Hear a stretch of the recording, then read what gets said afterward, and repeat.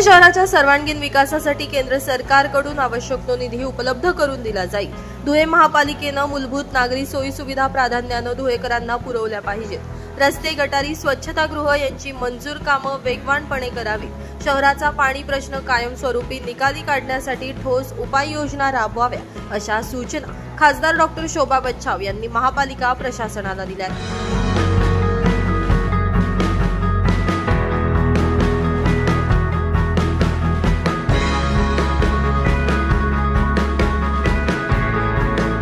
नुकतीच महापालिकेमध्ये या संदर्भात बैठक पार पडली।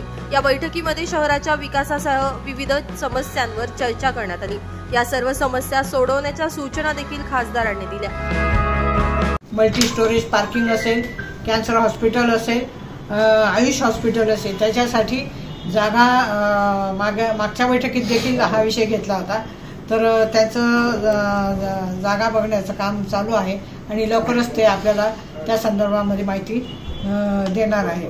त्याचप्रमाणे रेल्वे क्रॉसिंग जे आहे त्याच्यामध्ये त्या ठिकाणी आरओबी बांधण्याच्या संदर्भामध्ये ऑलरेडी प्रस्ताव दिला गेलेला आहे।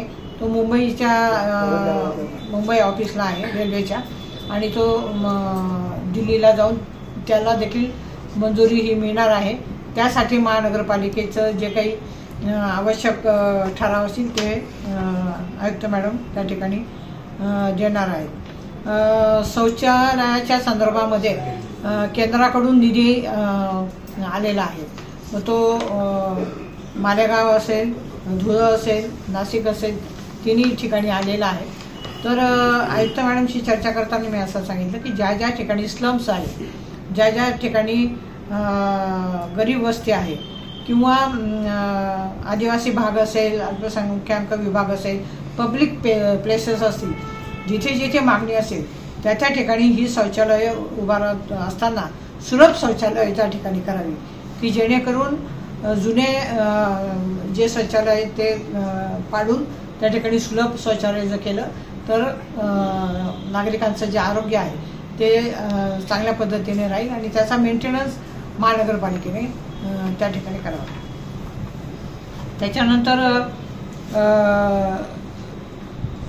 जो काही आता आपण बघतो की महाराष्ट्रात पुण्यामध्ये मोठ्या प्रमाणामध्ये GBS म्हणजे जयावारी सिंड्रोमचा आजार मोठ्या प्रमाणामध्ये तो फैलावतो आहे। तर तो आपल्या भागामध्ये तो न येण्यासाठी त्याच्यासाठी आपल्याला काय प्रिव्हेन्शन करता येईल, काय दक्षता घेता येईल, नागरिकांचं आरोग्य हे निरोगी राहण्यासाठी आपल्याला prevention is better than cure या पद्धतीने त्याचं नियोजन आपण करावं आणि त्याच्यासाठी लागणारा जो काही औषधोपचार आहे तर त्याची पूर्तता करावी, असे इत्यादी विषय त्या ठिकाणी चर्चा झाली।